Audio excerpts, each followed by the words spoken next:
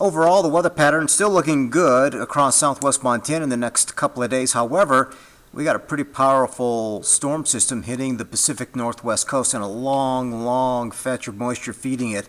So there will be bigger travel impacts, mostly throughout the Pacific Northwest into west central northwestern Montana, especially Thursday evening into Friday morning.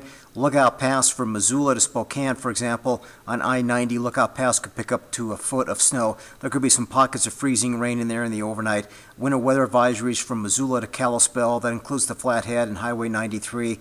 2 to 5 inches of snow is a possibility. So just be prepared for some of the worst travel conditions the next day or two to be up there in the northwest corner of Montana, especially around Glacier National Park. But a lot of downsloping and drying of the atmosphere, but surface winds will be quite strong along the Rocky Mountain front from Great Falls to Lewistown. These areas are under a high wind warning, 3 a.m. Friday to midnight Friday evening, and then down in the Livingston area, you're under a wind advisory from 6 p.m. Thursday to noon on Saturday. Sustained winds in that 35 to 45 mile per hour range, gusting at times over 60 miles per hour.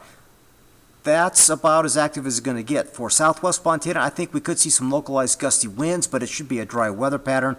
But if you're traveling into the Pacific Northwest this evening and into tomorrow morning, you're going to run right into the heart of this storm. But a lot of moisture is going to be impacting Portland and Seattle Friday evening and into Saturday, but mostly dry across Montana and Idaho. So again, just be prepared for some wintry travel hazards. The Cascade Ranges are going to absorb most of the moisture out of this, but lesser impacts, but still big travel headaches for west central northwest Montana around Glacier National Park, Lookout Pass, heading into the Spokane area.